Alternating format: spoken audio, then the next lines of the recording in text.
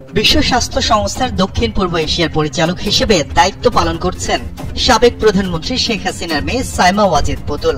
আগামী অক্টোবরে ঢাকায় অনুষ্ঠিত হওয়ার কথা ছিল সংস্থাটির আঞ্চলিক সম্মেলন। স্বাভাবিকভাবেই সেখানে উপস্থিত হওয়ার কথা সাইমা ওয়াজেদ পুতুলের, কিন্তু আন্দোলনরত শিক্ষার্থীদের ওপর হত্যাকাণ্ড চালানোর একাধিক মামলায় আসামি হয়েছেন তিনি। এমন পরিস্থিতিতে ঢাকায় সম্মেলনে অংশ নিতে আসলে পুতুল গ্রেফতার হতে পারেন ছিল এমন সম্ভাবনা, কিন্তু সব সম্ভাবনার অবসান হলো নতুন এক সিদ্ধান্তে।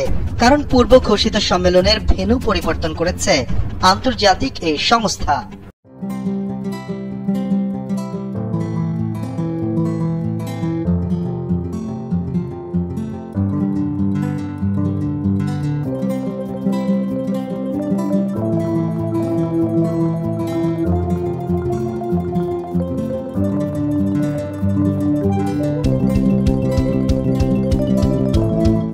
বাংলাদেশের অন্যতম পরিচিত সংবাদ মাধ্যম দৈনিক যুগান্তর এক প্রতিবেদনে জানিয়েছে, আগামী অক্টোবরে ঢাকায় অনুষ্ঠিত হওয়ার কথা ছিল বিশ্ব স্বাস্থ্য সংস্থার পূর্ব নির্ধারিত আঞ্চলিক সম্মেলন, কিন্তু ভেন্যু বদলেছে বিশ্ব স্বাস্থ্য সংস্থা।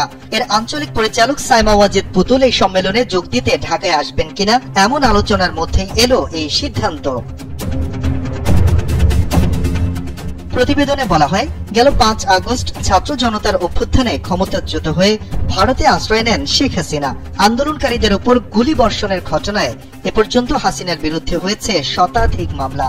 গণহত্যার দায়ে তার বিরুদ্ধে তদন্ত হচ্ছে আন্তর্জাতিক অপরাধ আদালতে। এর মধ্যে কিছু মামলায় অভিযুক্ত করা হয়েছে বোন শেখ রেহানা, মেয়ে সাইমা ওয়াজেদ পুতুল ও ছেলে সজীব ওয়াজেদ জয়কে। এমন পরিস্থিতিতে অক্টোবরে পূর্ব নির্ধারিত আঞ্চলিক সম্মেলন ঢাকায় হবে কিনা তা নিয়ে ধোঁয়াশা তৈরি হয়। কারণ পুতুল ঢাকায় এলে তাকে গ্রেফতার করা হবে কিনা এ নিয়ে আলোচনা চলছিল। তবে আপাতত এমন কোন সমীকরণ নিয়ে ভাবতে হচ্ছে না। ঢাকার একটি সূত্র নিশ্চিত করেছে, বাংলাদেশে হতে যাওয়া সম্মেলনটি অনুষ্ঠিত হবে ভারতের নয়াদিল্লিতে। ফলে পুতুলকে গ্রেফতারের ঝুঁকি নিয়ে ঢাকায় আসতে হচ্ছে না। সূত্রটি বলছে, আগামী 14 থেকে 18 অক্টোবর নয়াদিল্লিতে বসবে এই সম্মেলন। ঢাকা এবং দিল্লির কূটনৈতিক সূত্রের ভাষ্য, আন্তর্জাতিক পর্যায়ে যাতায়াতে সাইমা ওয়াজেদ পুতুলের জাতিসংঘের ভ্রমণ দলিল ব্যবহার করার কথা, যা সাধারণভাবে জাতিসংঘ পাসপোর্ট হিসেবে পরিগণিত হয়।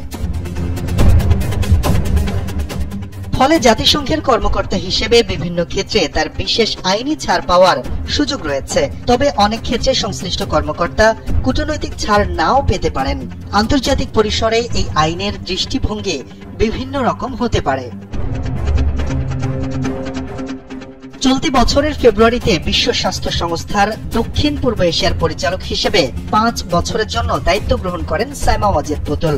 দক্ষিণ ও দক্ষিণ পূর্ব এশিয়ার 11টি দেশে বিশ্ব স্বাস্থ্য সংস্থার কাজের দেখভাল করে দিল্লি ভিত্তিক আঞ্চলিক দপ্তরটি।